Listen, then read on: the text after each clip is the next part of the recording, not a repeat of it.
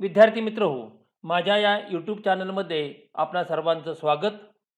मित्र हो, आपण आत्तापर्यंत रिव्हिजनमध्ये प्रामुख्याने अकाउंटन्सी, मर्कंटाईल लॉ, ऑडिट आणि इकॉनॉमिक्स या 4 विषयासंबंधीची माहिती घेतलेली आहे.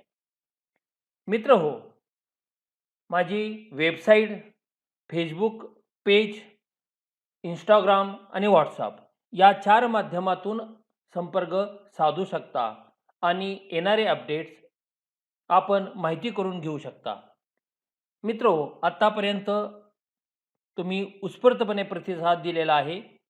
हा व्हिडिओ आवडला तर निश्चितपणे त्याला लाईक करा. हा व्हिडिओ आपल्या सर्व मित्रांना त्या ठिकाणी शेअर करा आणि अजून चॅनलला सबस्क्राईब केलेलं नसेल, अजून आपण चॅनलला सबस्क्राईब केलेलं नसेल तर निश्चितपणे सबस्क्राईब करा.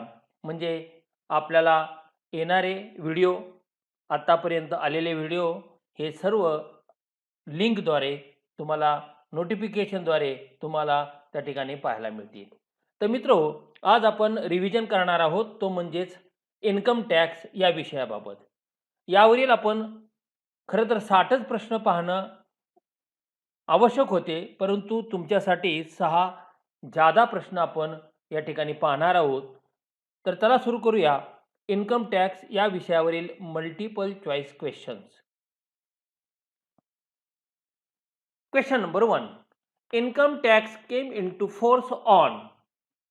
कधी इन्कम टॅक्स सुरू झालेला आहे, त्याचे इम्प्लिमेंटेशन झालेलं आहे, तर 1 April 1962, 1 April 1962. Answer is a. Question number 2. Income tax come into force all over the India including. आता यामध्ये जम्मू काश्मीरचा सुद्धा सहभाग आहे. भूतान आणि नेपाळ हे स्वतंत्र देश आहे. फक्त भारताचा हिस्सा असल्यामुळे जम्मू काश्मीर आपण म्हणू शकतो. Answer A. Question number 3. Income tax collected all types of income except agriculture. कारण ॲग्रिकल्चरल इन्कम हे टोटली एक्झम्प्टेड आहे, त्यावर कुठल्या प्रकारे टॅक्स लागू शकत नाही. आणि म्हणून salary, house property, business, capital gain आणि अदर सोर्सेस हे 5 हेड आहेत इन्कमचे. त्यामुळे याचं उत्तर आहे आपल्याला D. Question number 4. The tax payer liability is determined with reference to their residential status. यानुसार त्याची लायबिलिटी फिक्स होते. Answer B. Question number 5. There are dash dash head. किती हेड आहे? आत्ता सांगितले 5 हेड आहेत. त्या 5 हेड खाली इन्कम टॅक्स कॅल्क्युलेट केला जातो. How many categories of persons are there in income tax act? There are 7 categories. Question number 7. Definition of income given as per section 2 subsection 24 of income tax act is inclusive. त्यामध्ये शब्द specific म्हटलेला आहे inclusive, आणि म्हणून answer आहे A. Question number 8. Income tax act has how many section. त्यामध्ये किती sections आहेत या ॲक्टमध्ये? तर 298 298 सेक्शन आहेत, म्हणून आन्सर आहे B. Question number 9. Tax is dash levied imposed by government. That is it is a compulsory आहे. तो टॅक्स कसा असतो? कंपल्सरी, आणि म्हणून answer A. Question number 10. Income tax is a direct tax. तो इनडायरेक्ट टॅक्स नाही. GST आहे तो इनडायरेक्ट. इन्कम टॅक्स हा काय आहे? डायरेक्ट टॅक्स आहे. Answer B. Question number 11. Income earn during the previous year is taxable in assessment year. Previous year, assessment year, financial year याच्या definition तुम्हाला माहिती आहेत. आपण इन्कम टॅक्स शिकत असताना तो भाग डिटेलमध्ये घेतलेला होता. Question number 12. The year in which income is earn is known as. That is previous year. गतवर्ष, मागील वर्षामधल्या इन्कमवर चालू वर्षी टॅक्स भरणे. चालू वर्षी असेसमेंट इयर गत वर्ष, मागचं वर्ष, previous year. Answer C. Question number 13. Assessment year starts from. कधीपासून स्टार्ट होतं असेसमेंट इयर? तर नेहमी 1 एप्रिलपासून. हे अकाउंटमध्ये सुद्धा आपण पाहिलेलं आहे की प्रत्येक कंपन्यांचं आर्थिक वर्ष हे 1 एप्रिलला सुरू होतं. तसंच असेसमेंट इयर सुद्धा 1 एप्रिल ते 31 मार्च असंच आहे आणि म्हणून आन्सर आहे C. Question number 14. Previous year means the year dash the assessment year, that is preceding the assessment year. Previous year means the year preceding the assessment year. Answer A. Question number 15. Assessee means a person who is liable to pay a tax, is liable to pay any sum of money under the Income Tax Act, or both. A and B. Yes, A and B, that is both. Answer C. Question number 16. Agricultural income is. Agriculture जे शेती उत्पन्न आहे ते कसं आहे? त्याच्यावर कुठल्याही प्रकारे टॅक्स नाही आहे, पूर्णतः करमुक्त आहे, म्हणून wholly exempt, that is B. Question number 17.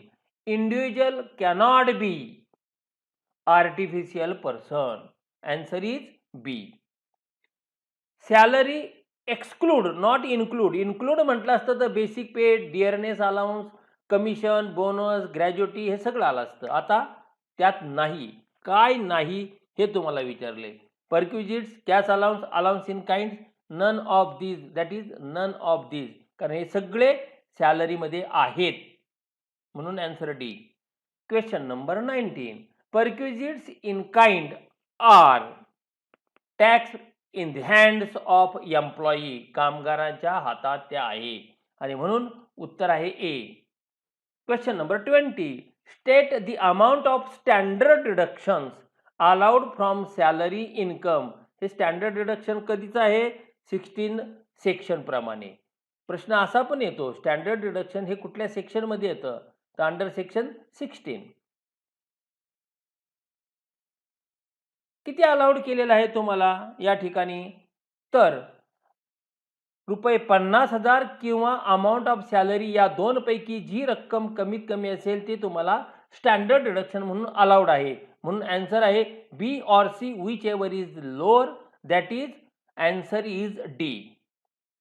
Question number 21. Amount of gratuity received by civil servant is fully exempted. त्याच्यावर कुठल्याही प्रकारे टॅक्स नसतो.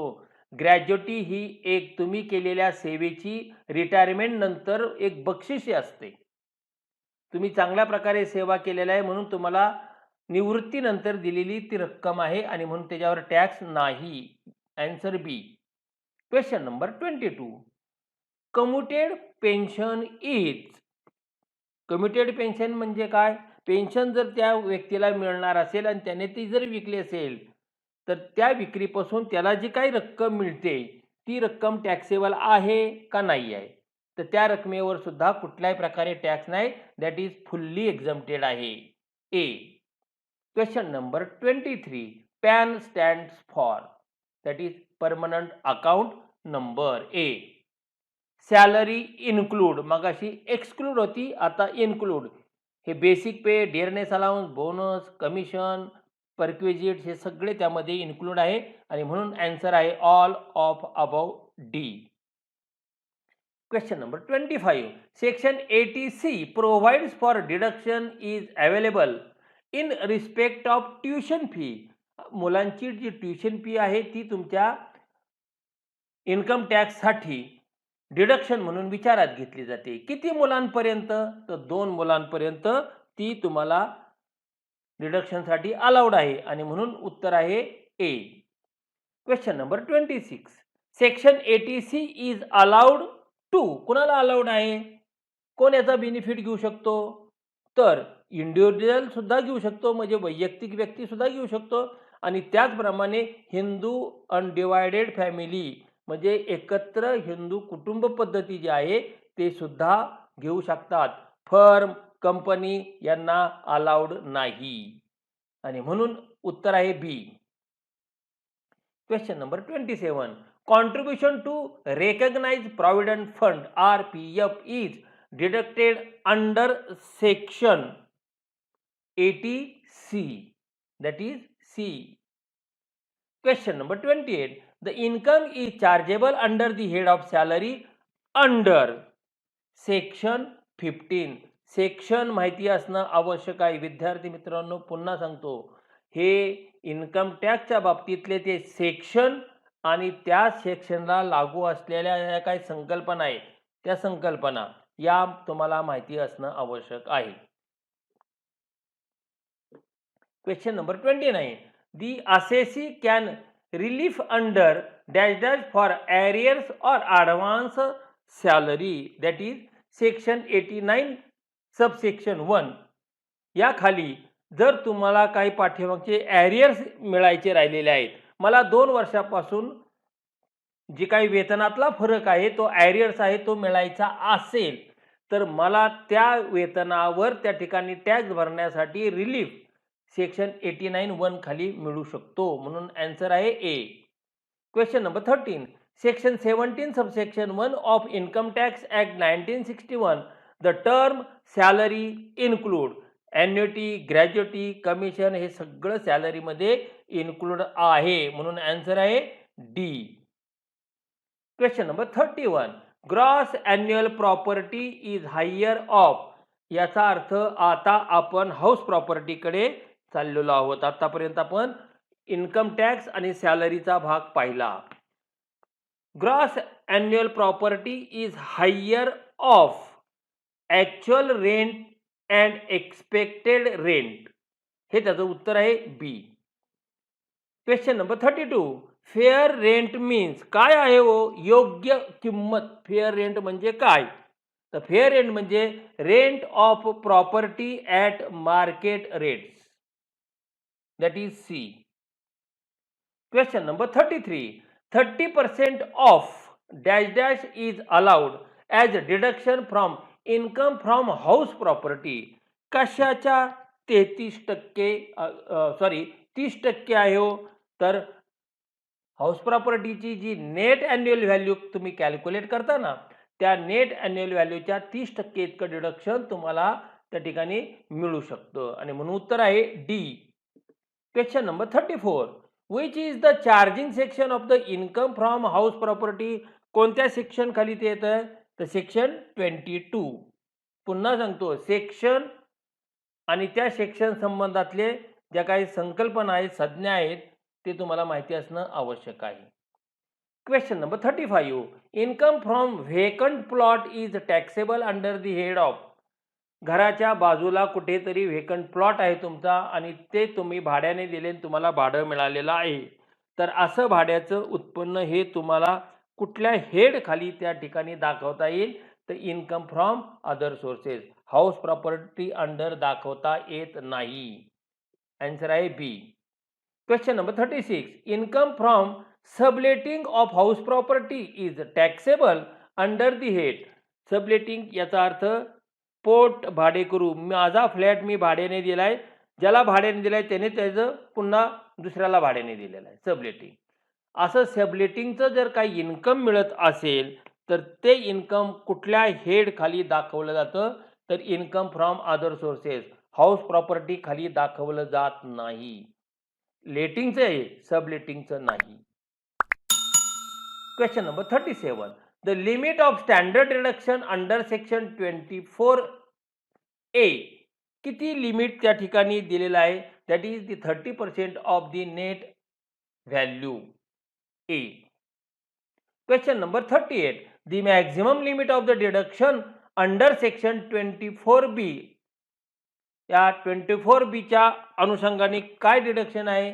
तर ₹30,000 एवढं डिडक्शन हाऊस प्रॉपर्टीला दिलेलं आहे. हे दोन्ही 24A 24B हे सेक्शन हाऊस प्रॉपर्टीच्या डिडक्शन संदर्भातले आहेत. Question number 39. Deductions are applicable under dash dash section of income tax act. For income from house property. कुठलं सेक्शन त्या ठिकाणी आहे? That is section 24. आत्ताच आपण पाहिलं ना 24A आणि B हाऊस प्रॉपर्टीचं, म्हणून आन्सर आहे B. Question number 40. The house property is used for own business किंवा प्रोफेशन. माझीच हाऊस प्रॉपर्टी आहे, माझ्याच व्यवसायासाठी किंवा उद्योगासाठी ती वापरत असेल आणि त्याच्यापासून मला जर त्या ठिकाणी उत्पन्न मिळालं असेल तर ते उत्पन्न कुठल्या हेडखाली त्या ठिकाणी येऊ शकतं? तर इन्कम फ्रॉम बिझनेस किंवा प्रोफेशन या हेडखाली ते येऊ शकतं. Answer C. Question number 41. In case of self occupied house property, म्हणजे स्वतःचं घर स्वतःच राहत असेल तर deduction under section 24 subsection A shall be nil. तर अशा वेळेस त्याचं त्या ठिकाणी तुम्हाला डिडक्शन किती आहे? या सेक्शन प्रमाणे nil. Question number 42. Which is the charging section of income under the head profit and gain of business or profession. आता इथे आपण बिझनेस आणि प्रोफेशनचे मल्टिपल चॉईस क्वेश्चन पाहतोय, बिझनेस आणि प्रोफेशनचे. कुठलं चार्जेबल सेक्शन त्या ठिकाणी दिलेलं आहे? तर सेक्शन 24 हे बिझनेस आणि प्रोफेशनला लागू आहे. Question number 43. Income of a trade or professional association from specific services performed for its member shall be taxable under the head. कुठल्या हेड खाली ते त्या ठिकाणी येऊ शकतील? जर सर्व्हिस अशा प्रोव्हाइड केलेल्या असतील कुठल्या प्रोफेशनल सर्व्हिस, तर ते कुठल्या हेड खाली येतं? तर ते इन्कम फ्रॉम अदर सोर्सेस या हेड खाली येतं.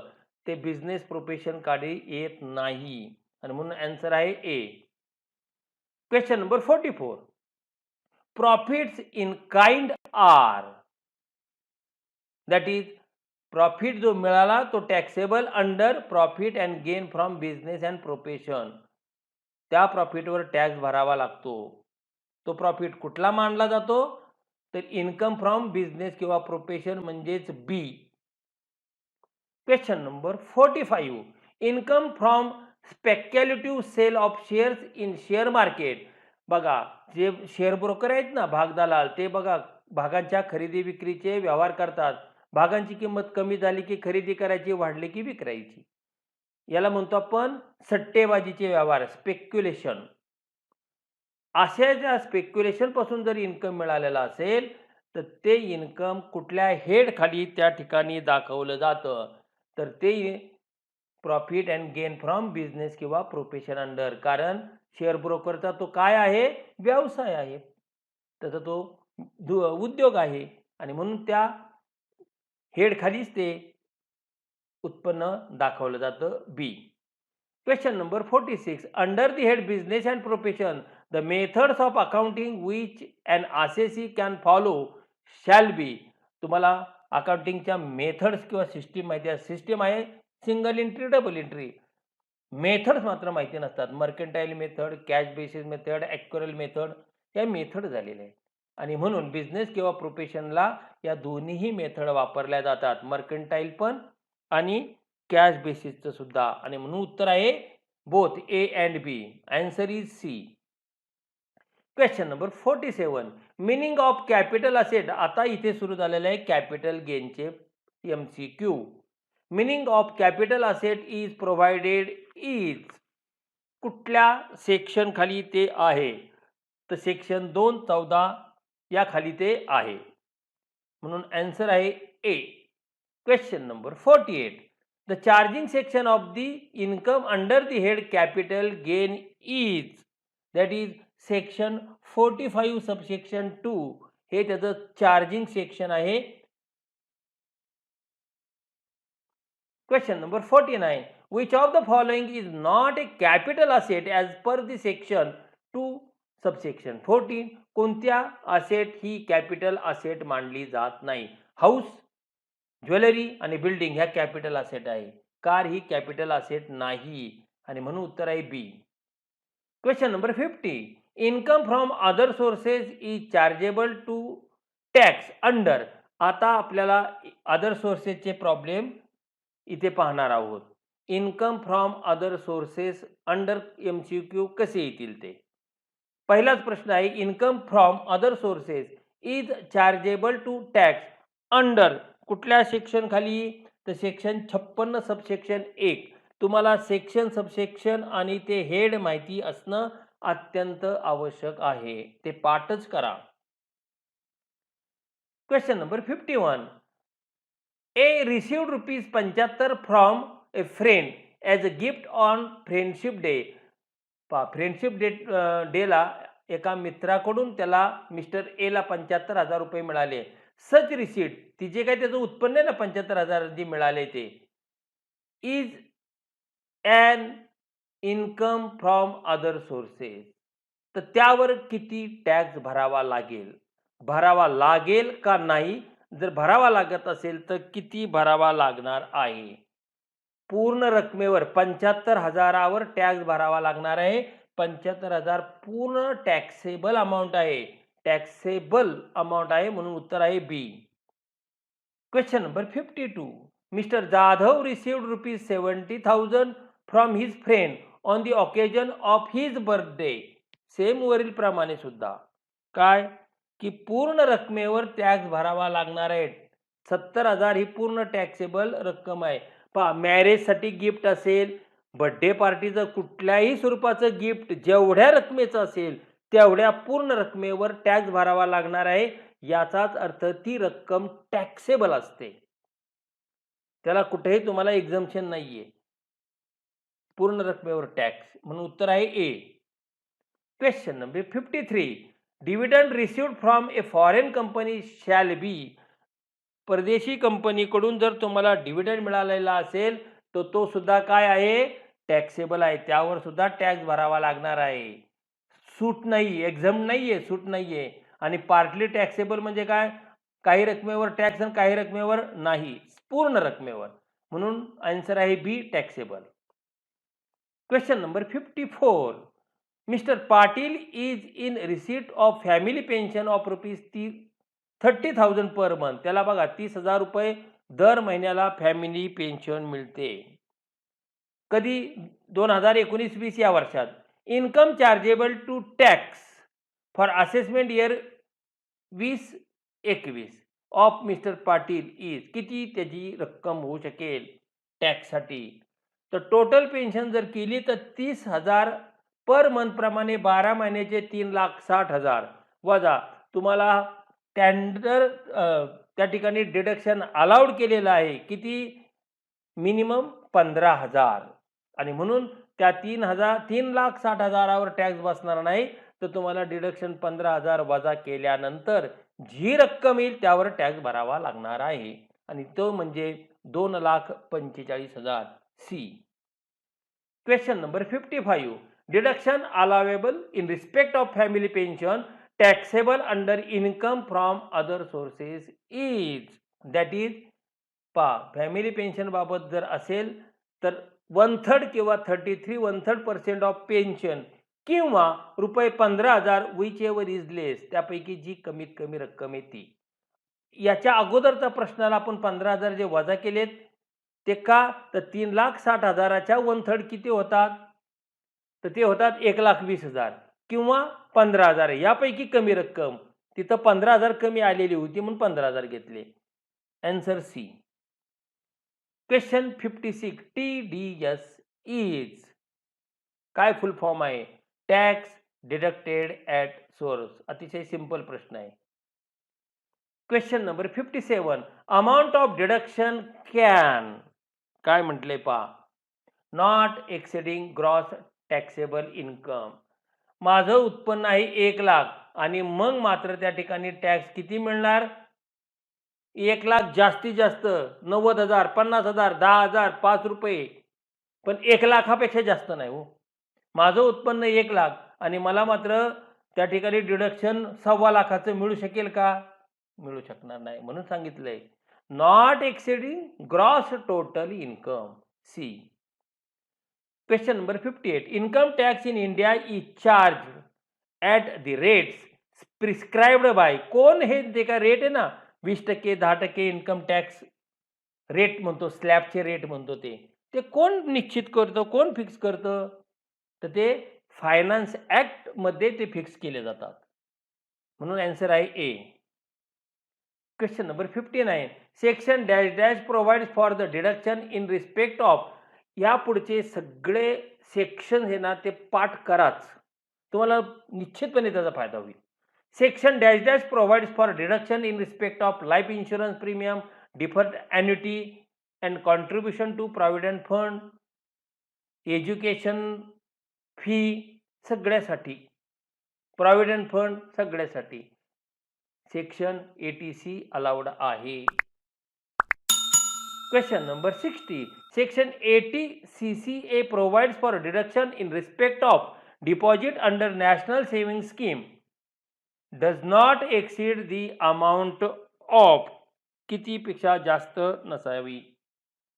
तर 20,000पेक्षा, आणि म्हणून ॲन्सर आहे बी. Question number 61. हे ॲडिशनल घेतलेले आहेत, हे पाठ कराच. यापैकी तुम्हाला जर परीक्षेत आला तर तुम्हाला तो पूर्ण मार्क त्या ठिकाणी मिळण्याची संधी आहे, चान्सेस आहेत. Question number 61. Section dash dash provides for deduction in respect of health insurance premium, that is section 80D. Health insurance 80D. Question number 61. 61चा आन्सर आपण बी पाहिलं. आता question number 62. Section dash dash provide for deduction in respect of interest on loan taken for higher education, that is section 80E. 80C, 80D, 80E, 80G, 80DD हे तुम्ही पाठ करा. Question number 63. Section dash dash provides for deduction in respect of donation to certain funds charitable institute, that is 80G. Donation दोन प्रकारे. काही donation असे असतात की ते 100% डिडक्शनला अलाउड आहे, काही 50%. प्राईम मिनिस्टर रिलीफ फंडाला जर तुम्ही 10,000 रुपये दिले तर 10,000 तुम्हाला डायरेक्ट तुमच्या ग्रॉस टोटल इन्कममधून वजा. इतर फंडाला दिले, एखाद्या चॅरिटेबल इन्स्टिट्यूटला दिले, 10,000 दिले तर तुम्हाला 50% म्हणजे 5,000च वजा होऊ शकतात. मग हे सगळा जो काही नियमाचा भाग दिला आहे तो कशात दिला आहे? तर सेक्शन 80G मध्ये, आणि म्हणून उत्तर आहे C. Question 64. Section 80D provides for deduction in respect of health insurance premium does not exceed the amount of 25,000. 25,000पेक्षा जास्त नसावी. Question number 65. Interest credited to recognized provident fund is exempted up to 9.5%, that is D. आणि शेवटचा प्रश्न आहे question number 66. Section dash dash provides for deduction in respect of maintenance including medical treatment of dependent who is a person with disability. अपंगासाठीचा तो section आहे 80DD. विद्यार्थी मित्रांनो, शेवटचे जे प्रश्न आहेत ते सगळे सेक्शन पाठच करा, तुम्हाला निश्चित त्याचा फायदा होऊ शकेल. ह्या व्हिडिओमध्ये तुम्हाला 6 प्रामुख्याने जे शेवटचे प्रश्न एक्स्ट्रा दिलेले आहेत तुमचा सराव होण्यासाठी.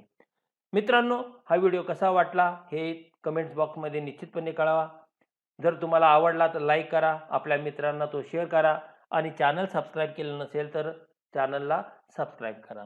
दुसरा भाग, माझे स्वतःचं वेबसाईट आहे, माझे फेसबुक पेज आहे, इंस्टाग्राम आहे, व्हॉट्सअप आहे. या सर्वांच्या लिंक डिस्क्रिप्शन बॉक्समध्ये दिलेल्या आहेत, त्यामुळे तुम्ही तिथे जाऊन मला त्या लिंकद्वारे संपर्क करू शकता आणि येणारे अपडेट जाणून घेऊ शकता. धन्यवाद.